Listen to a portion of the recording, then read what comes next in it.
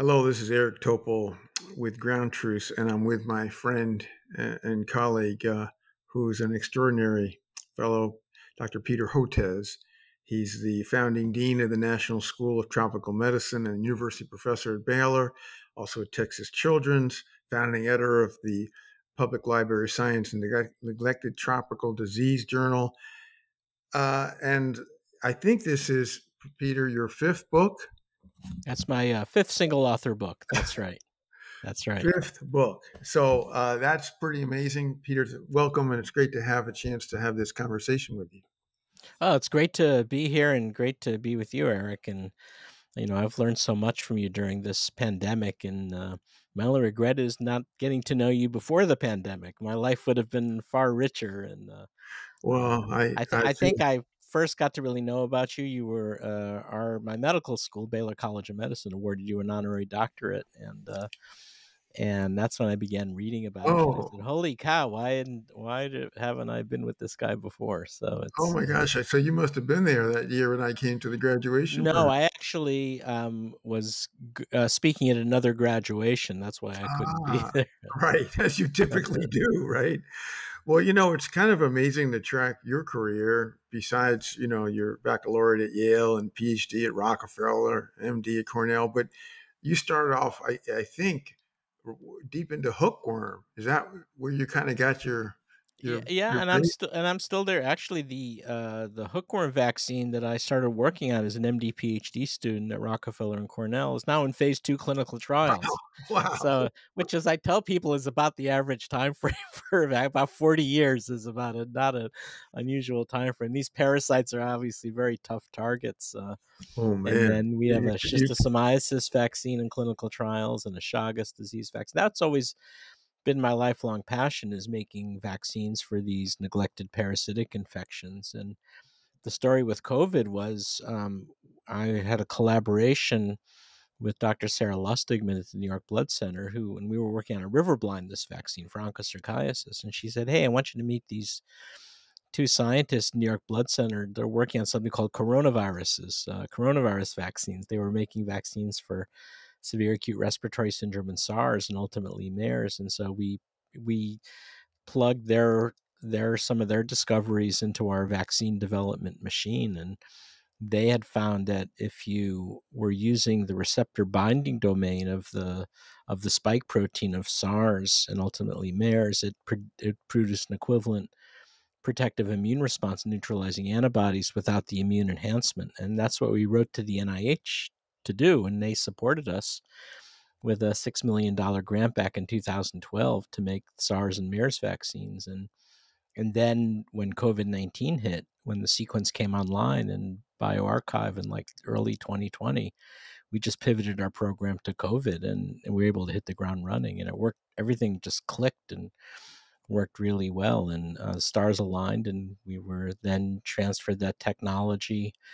We did it with no patent, minimizing strings attached, to India, Indonesia, Bangladesh, any place that we felt had the ability to scale up and produce it.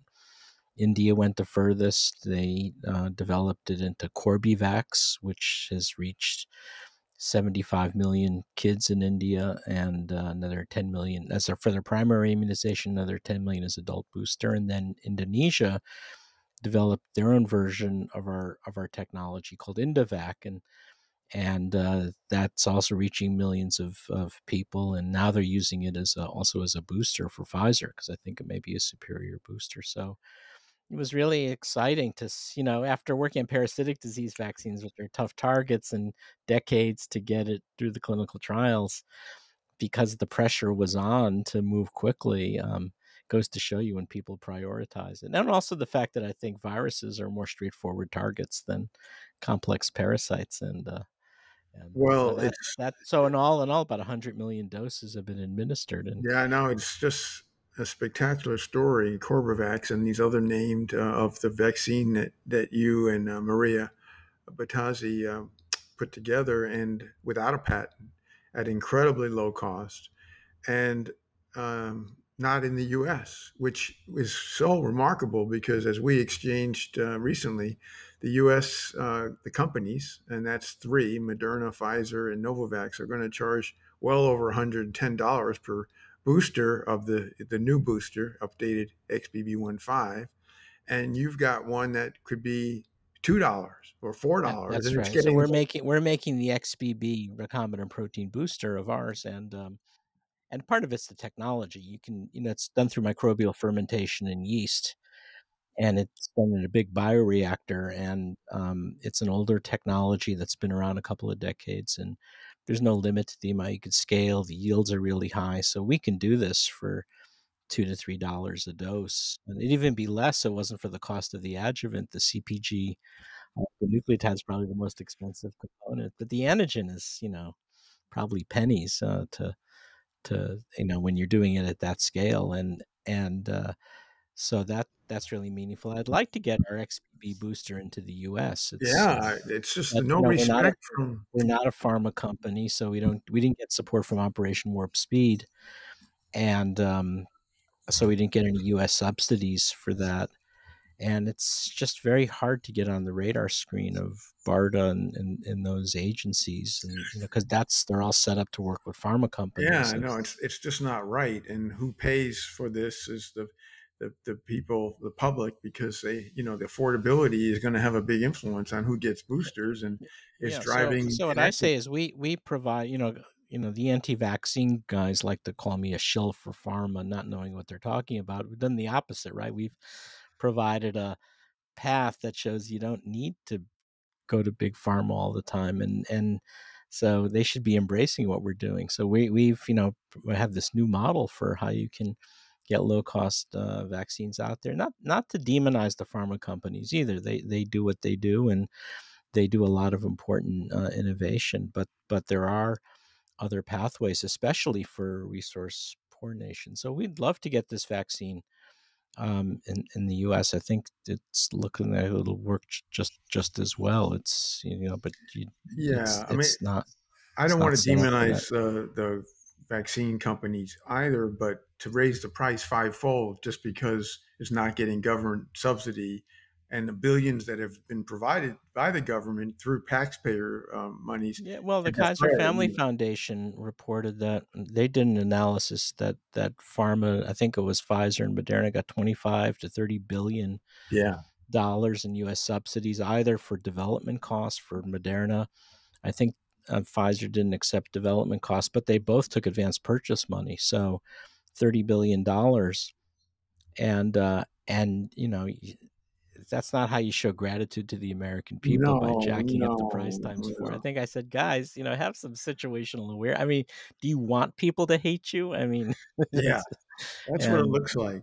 Well, and speaking of, before I get to kind of the anti-science, the deadly rise of anti-science, your new book, I did want to set it up that you spent a lot of your career, besides working on these tropical diseases, challenging diseases, leishmania and Chagas, schistosomiasis, the ones you've mentioned. You've also stood up quite a bit for the low middle income countries with books that you've written previously about forgotten people, blue marble health. And so I don't want to dismiss that because it's really important and it ties in with what the work you've done with the Corbevax or COVID vaccine. Now, what I really want to get into is the book that you wrote that kind of ushered in your very deep personal interest in anti science and anti vax, which I'm going to in a minute ask you to differentiate. But your daughter, Rachel, you wrote a book about her and about vaccines not causing autism. So, can you tell us about that? yeah. So as you point out, my first two books were about these what I would call forgotten diseases or forgotten people. In fact, that's what the first book was called: Forgotten People, Forgotten Diseases, which my kids used to call Dad's forgotten book on forgotten people and forgotten diseases. All the now it's in its third edition. But it talks about the how important these conditions are. It's just that they're widely prevalent. It's just that they're occurring among people who live in extreme poverty, including people in poverty in the United States. That's why we set up our School of Tropical Medicine on the U.S. Gulf Coast. I didn't do it for the summer weather, which is these days in this heat dome, it's like living on planet Mercury right now here in Texas. But and then so that's how I started learning how to advocate, for people and for diseases through neglected diseases. But when we came to Texas, we saw this very aggressive anti-vaccine movement, and they were making false claims that vaccines cause autism.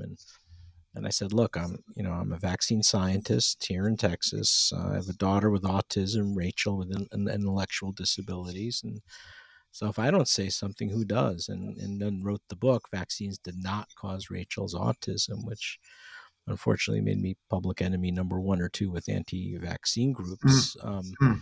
But, it does a deep dive explaining the science, showing there's absolutely no link between vaccines and autism, but also an absence of plausibility, because what we know about autism, how it begins in early fetal brain development through the action of autism genes.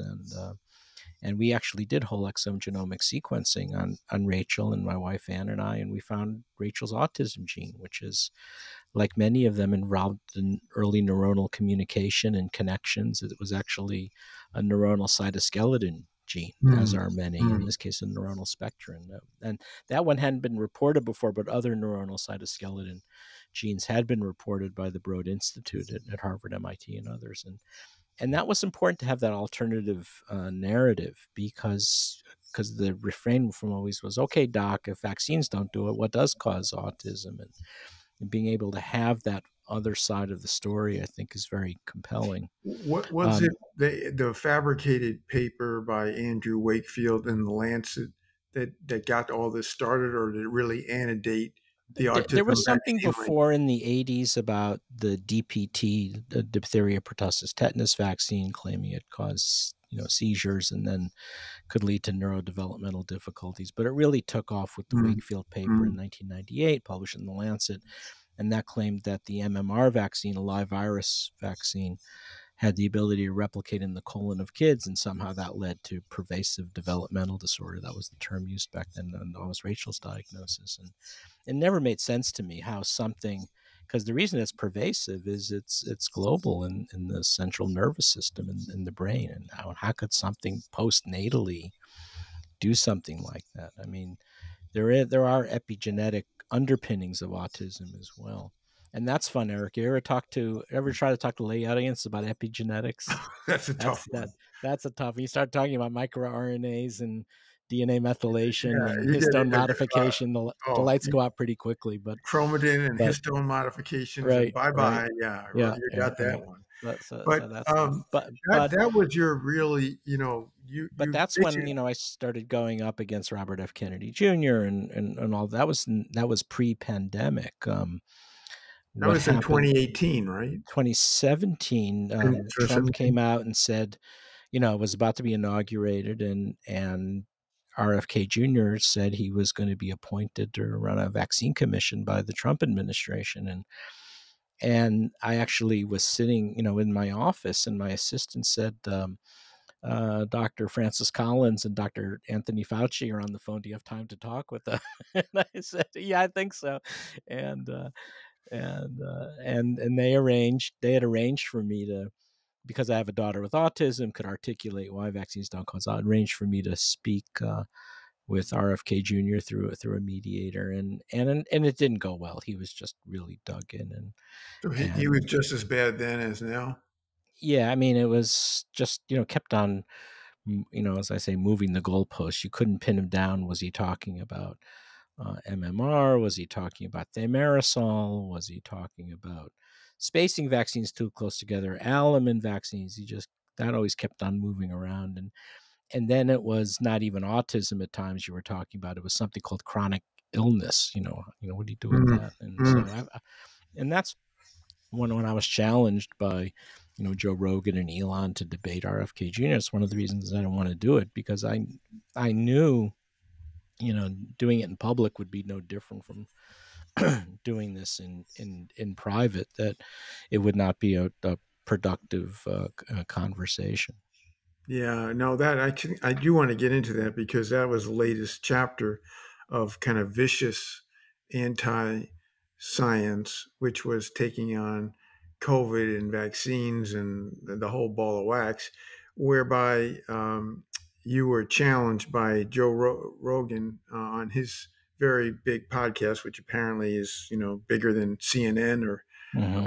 various cable news Which networks. I had done. I had been on his show a Yeah, couple of times, and that was yeah. okay. I mean, I actually liked the experience quite a bit, And he challenged and you to go on with RFK Jr. and then Elon Musk, joined, and they actually it basically started ganged before up on then. you. About the week before, or a few days before, Steve Bannon publicly declared me a criminal, and which I said, wow, that's something. And then Roger Stone weighed in, so it was this whole sort of frontal attack from Well, people and with extremist viewpoints, there's and been a long history. Tucker Carlson in the book, quote, he, referring to Hotez, is a misinformation machine constantly spewing insanity. Speaking of projecting things, my yeah, goodness. yeah. Well, he did that. He that was in 2022. It was he went on his broadcast the evening after the evening of the in the during that day. I with Mary Elena, we were nominated for the Nobel Peace Prize, and I guess, and I don't know if the two are related or not. I think it may have driven him off the edge, and then he just went on this rant against me and claimed I have no experience anything about COVID. I mean, we had made 2 COVID vaccines, right, and transferred the technology, nominated for the Nobel Peace Prize, and just admitted all of that. But this is how these guys work. It's all about asserting control, and it seems to come from an extremist element of the far right.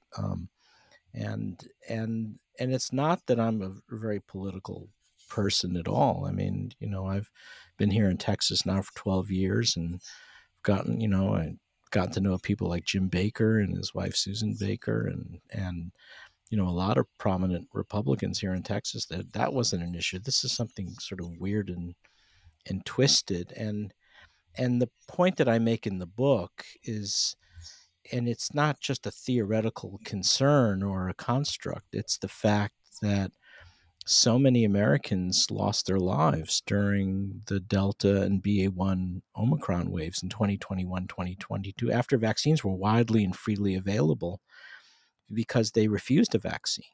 So vaccines were rolled out in 2021.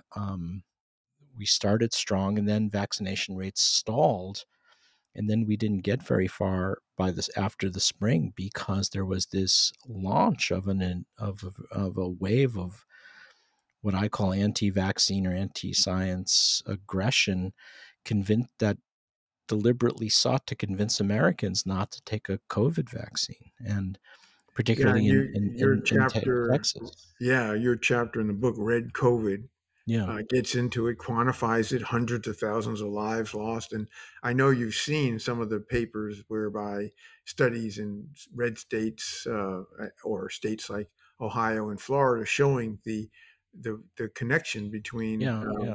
I this. relied heavily on this guy Charles Gaba, who has a website called ACA Signups, and he did some really strong analysis showing that the people who were refusing COVID vaccines and losing their lives were overwhelmingly in red states, and could even show the redder the county, as measured by voters, the lower the immunization rate and higher the death rates. And the term red COVID came from David Leonhardt of the New York Times, wrote an article about Charles Gaba's work, and he called it red COVID and did a lot of updates. And the data is so strong. I mean, so much so that one person at the Kaiser Family Foundation wrote, if you wanted to ask me whether or not a person was vaccinated and I could only know one thing about them, she said the one thing I'd want to know is what political party they're affiliated with. It's that strong. And it's not that I care about your politics, even your extreme views, but somehow we have to uncouple this one from it, because somehow not getting vaccinated has been added to the canon of stuff that you're supposed to believe in if you're down that rabbit hole watching Fox News every night, or listening to Rogan podcasts and that sort of stuff. And somehow we have to uncouple those two, and it's the hardest thing I've ever had to do.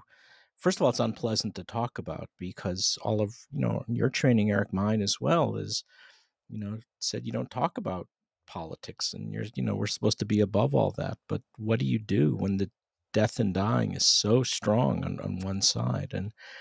And uh, I was in East Texas not too long ago, giving grand rounds at a new medical school in East Texas, in Tyler, Texas, and very conservative part of the state. And basically everyone you talk to has lost a loved one because Hmm. they refused a COVID vaccine and died. I mean, Yeah. Yeah. that's where you really start to see that. And these people are wonderful people. I gave Bob Harrington Oh, yes. Very much. at Stanford, and Very chair of well. medicine. Now he's going to be the dean at Cornell. He invited me with Michelle Berry to give grand rounds, medical grand rounds at Stanford. And I said, look, if my car had broken down and had a flat tire, and I can't fix anything. I'm a disaster at fixing anything. So if you said, okay, you had the choice, where do you want your car broken down? In Palo Alto, California, where Stanford is, or very wealthy enclave, or East Texas? I'd say I'd pick East Texas in a second, because in East Texas, they'd be fighting over who was going to rush to help you change your tire. And Right. these are just incredible people, and they were victims. They were victims of this far right attacks from Fox News. And one of the things I do in the book is, the documentation is really strong. Media Matters, the watchdog group, has looked at the evening broadcasts of Tucker Carlson, Laura Ingraham, and Hannity, and can I, actually identify the anti-vaccine content with each broadcast during the summer and fall. And then a social science research group out of ETH Zurich, the Federal University of Technology of Zurich, where Einstein studied, actually. One of the great universities did another analysis and showed that watching Fox News is one of the great predictors of refusing a vaccine. And so those were the amplifiers, but those generating a lot of the messages were elected leaders coming out of the House Freedom Caucus, or Senator Johnson, this conservative senator. I don't even like to use the word conservative, because it's not really that they're conservative; they're extremists. And Yeah. Senator Johnson of Wisconsin, or Rand Paul, of Kentucky, A with all physician, of, no less. and Yeah. then physician, and the CPAC conference of Hmm. conservatives in Dallas in 2021. They said, first they're going to vaccinate you, and then they're going to take away your guns and your Bibles. And as ridiculous as that sounds to us, people in my state of Texas and elsewhere in the South accepted it and didn't take a COVID vaccine and paid for it with their lives. And how do we, begin walking that back?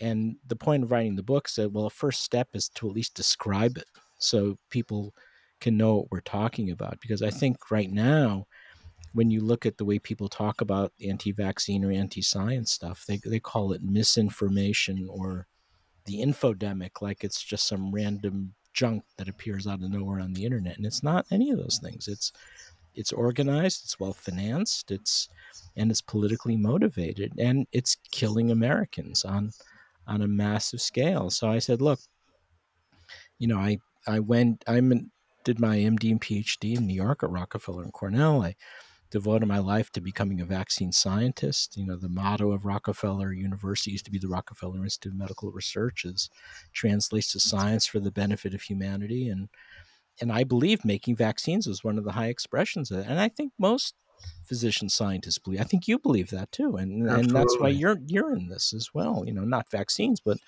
other life-saving interventions. And so I said, well, now making vaccines is not enough, because now we have to counter all of this anti-vaccine stuff. And was nobody better, in terms of my training and my background going up against anti-vaccine movements because of Rachel, to do this. So I've done it, and Yeah. Well, you've done it's it all and right. it's that's And what my wife Ann says. You've done it all right. well, as I wrote in your with your book, the blurb about, you are a new species, the physician scientist warrior, and you are, Peter, because you're the only one of all the physicians. We're talking about 1 million docs almost in this country, who has stood up, and you put your life at risk, your family at risk. You've had death threats. You've had the people, come right to your house. And so what you've described, this kind of coalescence of political will of extremists, media, of course, amplification because it benefits them. They're selling more. They get more viewers, more spots for commercials, and more they can charge. And then you even, as you described in the book so well, is you even have outside interested parties like Russia as part of this organization of this coalescence of forces that are taking on the truth, that are promoting anti-science, that are winding up people or dying or Yeah. having serious Yeah, morbidity, right?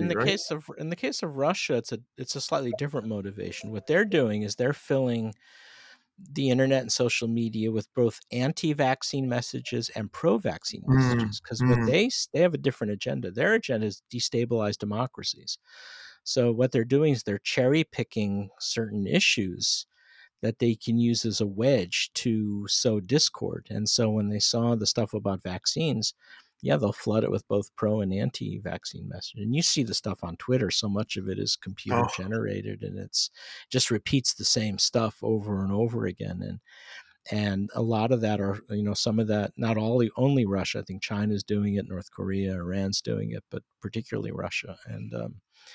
And that was documented by a colleague of mine, David Broniatowski, who's a computer scientist at George Washington University. Has really done a deep dive in that. So yeah, I that's think a again lot of another people are component. not aware. That's what your book brings to light of how organized, how financed, how this thing is a machine from coming from many different domains, and for different interests, as you just summarized. So it's actually scary. And besides you standing up and facing, the really ultimate bravery with all of these factions attacking you, literally ad hominem, personally attacking you, then you have, this continues to get legs throughout the pandemic, and there's no counter, as you touched on.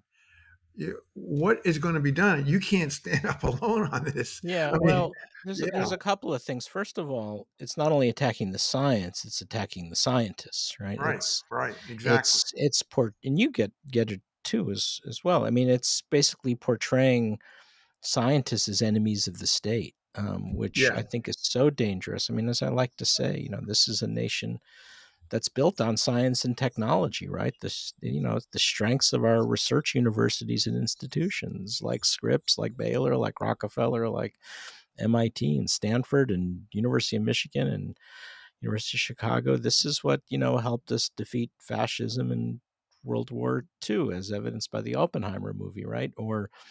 And or allowed us to achieve so many things. Why people so admire our nation. When I served as U.S. science envoy in the Obama administration, the State Department, and the White House. I mean, that's where people loved our country. Is they all want to study at our research universities, or they want their kids to study at our research universities.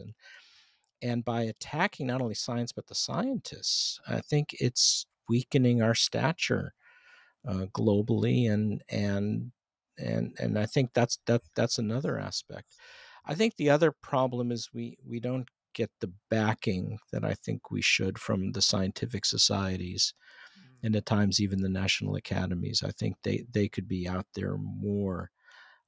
Exactly why, I think part of it is they see how I get beat up and they say, well, who wants that, right? And I yeah, and I and I understand that, but I think also, they depend on oftentimes on government funding, and I think they're worried that, if again, it's this idea that you have to be politically neutral, even if it favors the tormentor or the aggressor, to paraphrase Desmond Tutu or Elie Wiesel, and that's part of it as well. I do find it meaningful. It's scary at times, but I do find it meaningful to have this role. But getting more help and backing. I mean,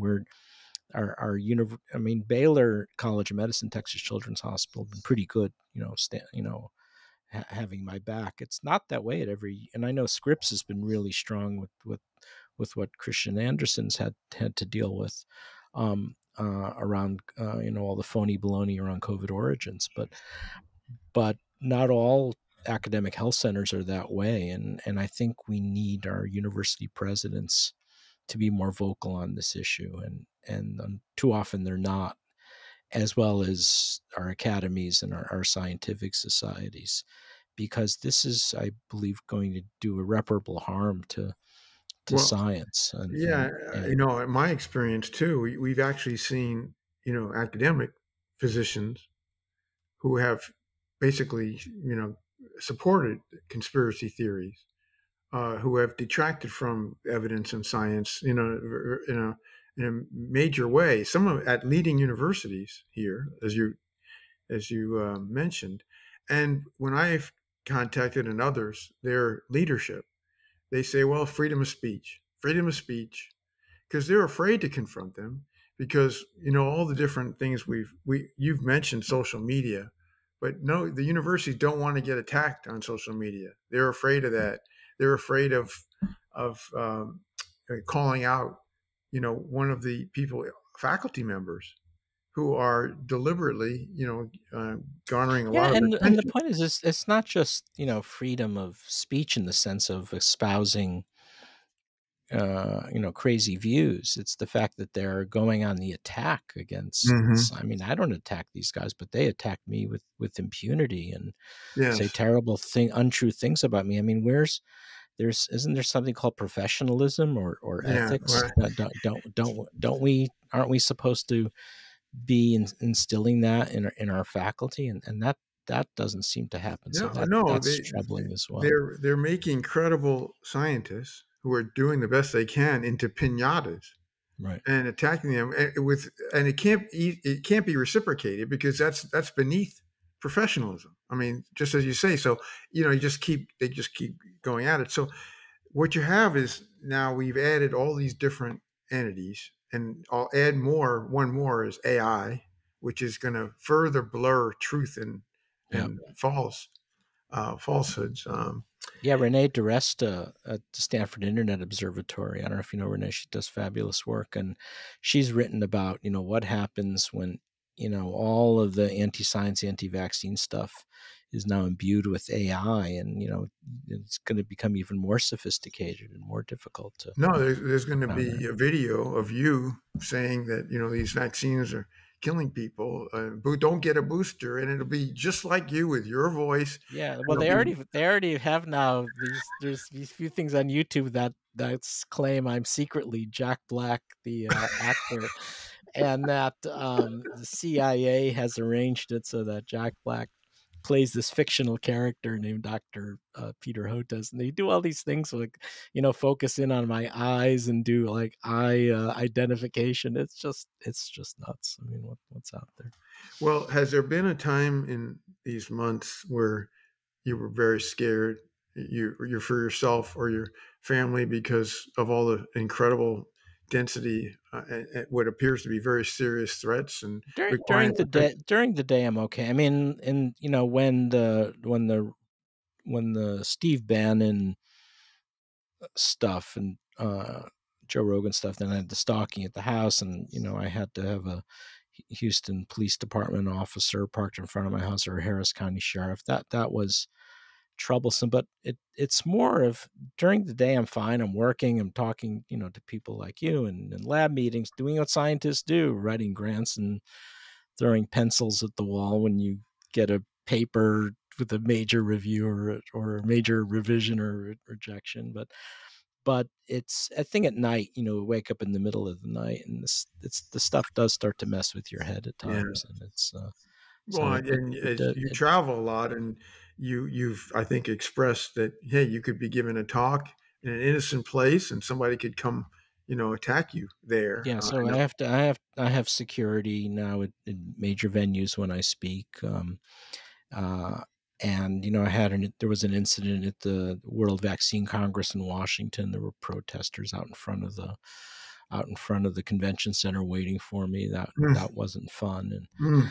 and so even we'll see what happens with when the I'm doing a number of events around the book in Washington D.C. and New York and elsewhere. We'll see how that goes.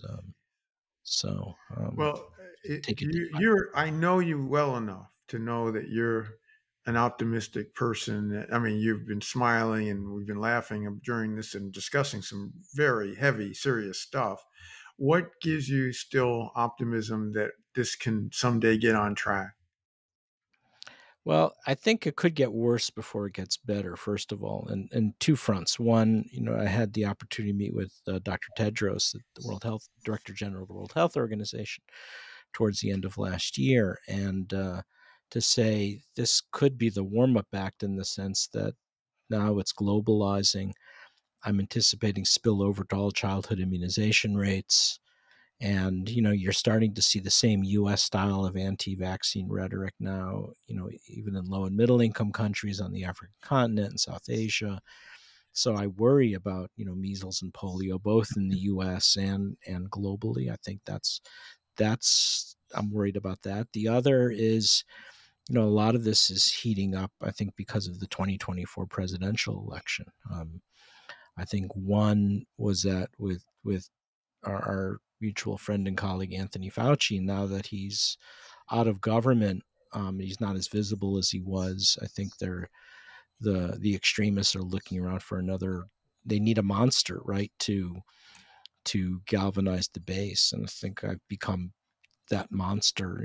That's one thing I'm worried about. But also, I talk to probably someone you've seen on Twitter, and I've gotten to know her somewhat. I'm very impressed with her, Molly Jong-Fast, who's Mm, a mm, commentator on CNN and MSNBC, and she, put out there, and she told me privately and put it out in public that, one of the reasons why um, things are so vicious around RFK Jr. is they see him as a third party mm. candidate that could take Biden votes away and help create a path for Trump being elected. So by having me debate him, it kind of elevated, in its own way, elevated his stature and made him seem like a more serious Right, person. right. And my refusal, popped their bubble, and that's one of the reasons why they're so angry. So this is very much tied, I think, to the 2024 presidential election. And that's what you're having seen with the House subcommittee hearings too, portraying scientists as enemies of the state. It's all for,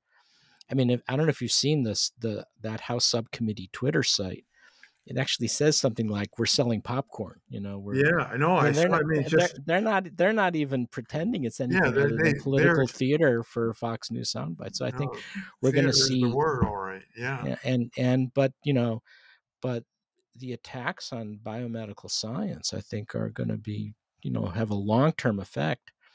If for no other reason, I think people are going to think twice about wanting to do a PhD in biomedical scientist or become an MD PhD scientist when they see that, we're Well, that's what portrayed in you this you way. also covered that really well Yeah. in the book. But when you think about where we are now with climate crisis, or we're facing future pandemics, not just the one we're still working through here. Um, where is the hope that we can counter this? I mean, we need armies of people like you. We need, as you say, the scientific establishment and community all stand up. That gets me to one of the things that makes you differentiates you from most physicians and scientists. You write books. You are active on social media. You appear on the media.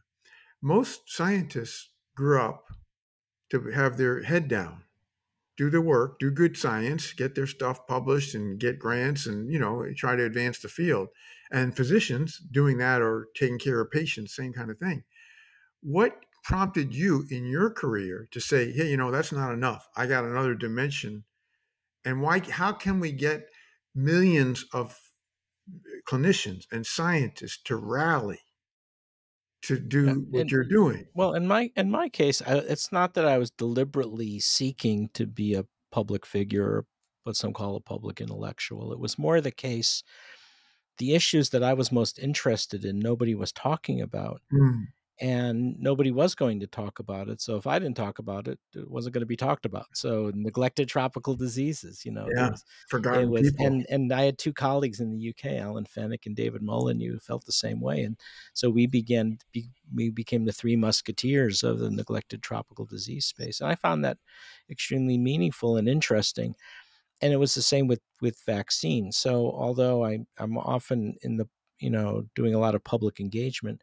If you notice, I don't try to be like some people who do it very well, like a Sanjay Gupta or some others that will, or Megan Rainey that will talk about, just about any health issue. I don't try to do that. I sort of stay. It's a wide lane, but I try to stay in my lane around infectious, neglected diseases and vaccines. And I think Right. that's very important. Now, in terms of, the statement, most scientists or physician scientists want to keep their head down, write their grants and papers. I think that's perfectly fine. I don't think people should be forced to do it.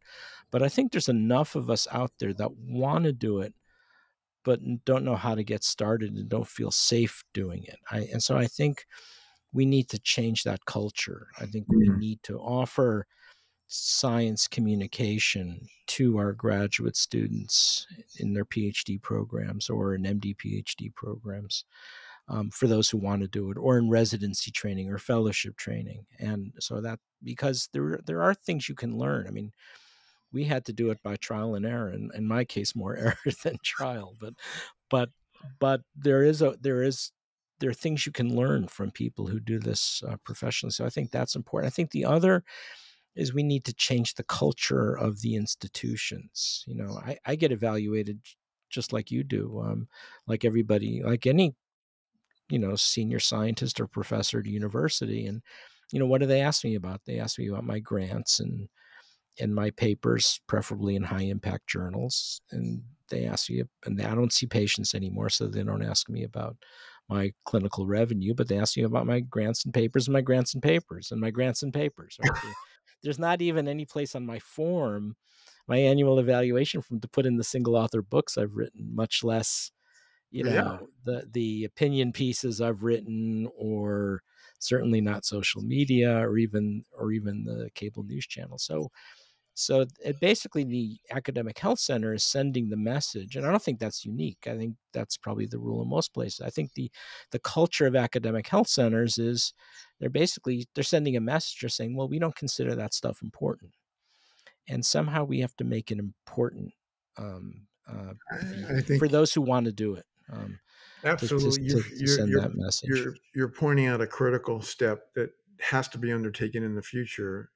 It'll take time to get that to gel, hopefully, but if it's promoted actively, I certainly promote that. I know you do Yeah, with I your think most folks, but offices of communications at academic health centers, as I said, Baylor and Texas Children's is pretty good, better than most, but most, don't even like their docs and scientists yeah, speaking out, right? yeah, They want to control the message. It's all about, they're very risk averse. They're protecting the reputation of the institution. They only see the risk side. They don't, if you want to speak about social justice or combating anti-science, well, we guess we can't stop you, but they sort of cringe at the idea. And then, they say, well, ultimately you're a professor or a scientist here. You have academic freedom, dot, yeah, dot, but dot, but don't screw yeah, this up, right. and don't That put the is institution at risk, right? you're describing exactly how Yeah. university communications Yeah. works.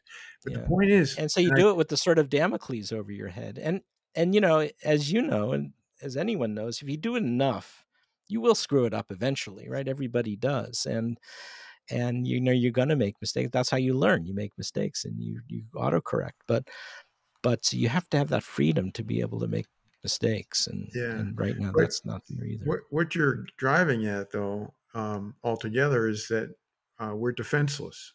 That is, if you have an organized, finance, coordinated attack on science, and also, of course, on vaccines, and you have no defense, you have, I mean, it's hard for the government to stand up because they're part of what the conspiracy theory is against, and the scientific community, the clinician community, is kind of handcuffed, as you are getting at. And also, that's not the culture, that's unwilling, but something's got to give. And this is one thing I think you're really reinforcing, that should be a pathway to countering. I mean, we can't clone you. We need lots of warriors. We Yeah. need, Yeah. thousands and hundreds of thousands of points of light who support data and evidence, as best that they can. And we don't have that today. Yeah. And we need to cultivate that. So I'm in discussions, not only with people like yourself, but other colleagues about should we try to create, whether it's a nonprofit, a 501c3 or C4. The climate scientists are ahead of the game on this. Yeah, I talk yeah, to Michael Mann every now and then, and they've got a climate science defense fund. They seem to be, because they've they've experienced this for longer than we have. This all started a decade before with attacks against climate scientists. Should in the book I talk about, should we create something like a Southern Poverty Law Center equivalent to protect science and scientists? And I think we need that because the existing institutions don't seem willing to create something like that. It's somehow seen as too edgy or too out there, right. and it shouldn't be. But again, this is I think a great opportunity for college presidents to step up, and they're not doing that. They're also pretty risk averse. So I think getting the heads of the academic health centers, getting the college president, university presidents to say, hey, this is important, because otherwise science is at risk. Yeah. And you're already starting to see some crazy stuff come out of the NIH now about doing international research. They're trying to put in rules to say they want, if you have international collaborators, you're supposed to collect their notebooks and translate that. How are you going to do that? That's completely, it's impossible. I mean, and who's going to review it, and who's going to sign off in general legal counsel at the university? And that's basically going to halt international research. And we have to recognize that we need this because the threats are coming, right? I mean, And climate change is real, and pandemic threats are real. We're going to see another major coronavirus pandemic possibly before 2030, or a flu or an arbovirus, and we need, this is a time we need to be reinforcing our virology research and our infectious disease research, not a time to start dismantling it, which is what the no, House hearings are meant to do, and what some of these new NIH rulings are meant to do. So it's going to yeah. take a lot of strong players in government and at universities to stand up to this. Well, if we ever need to be vaccinated or immunized, it's against this. And I hope that something will give to start to provide an antidote to what is a relentless progression of science that you captured so elegantly, eloquently in your book, Peter. So thanks for writing that. Thanks for joining today. I know we'll have, as we do every week, conversations. Yeah, you've been And an amazing friend and colleague, Eric, and I've learned so much from you. no, I I feel can't just tell you. as thank you. I think it's completely reciprocal from what you bring to this table of trying to make this a better place for advancing science, a search for the truth of what's really going on out there, rather than having to deal with wacky, extremists that are advancing things for various purposes that are nefarious in many cases. So appreciate it. We'll be talking some more, and this has been a really, for me, an enriching conversation. Same, Eric, and thank you so much for giving this attention, and the dialogue to be continued.